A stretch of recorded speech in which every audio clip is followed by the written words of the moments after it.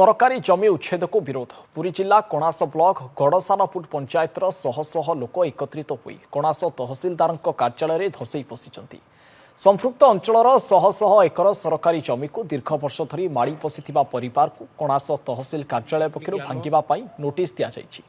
Notice विरोध में लोके तातिचंती आमको घर एवं जागा दियो तापरे उच्छेद कर नहले जमीरु न उठिबा पई जिद धरी पशिंट ग्रामवासी।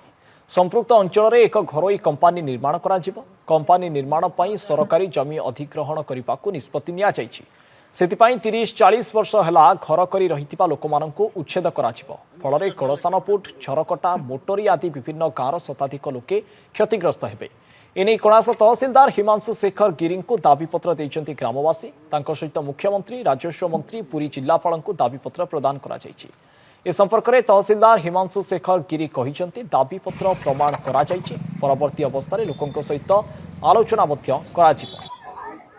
प्रशासन तरफ डाकबाती अंतर द्वारा अवगत करागला जे 8 दिन भितर तुम सब घर खाली कल।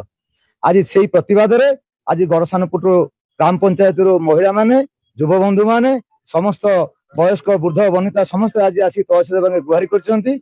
आमे केबे हेले भिटा माटी छाड़बू नाही। केबे हेले गड़सानपुर ग्राम पंचायत रे कौनसी कंपनी हेई परिबो नाही। कौनसी लोक तांको भिटा माटी छाड़ी की जाई परिबे नाही। ए साधारण लोकंक पे 4 डिसिमिल लगा जगह सम्मत दियंतु केही बासहरा हेबे नाही। आगामी दिन में जदि साधारण लोक जदि विकल्प व्यवस्था न करेंगे आगामी दिन में घोर जन आंदोलन सृष्टि हम और समस्या बड़े जटिल हम। कल कारखाना द्वारा आज्ञा ये अंचल शह शह हजार हजार लोक जनजीवन नदी नाल सबू सबू जगह इफेक्ट हम। गोरु गाई समस्ते पीवा पानी ढोड़ी नदी नाल पोखरी प्रत्येक जल दूषित होगा संगे संगे जनजीवन रहा असंभव आगामी दिन में।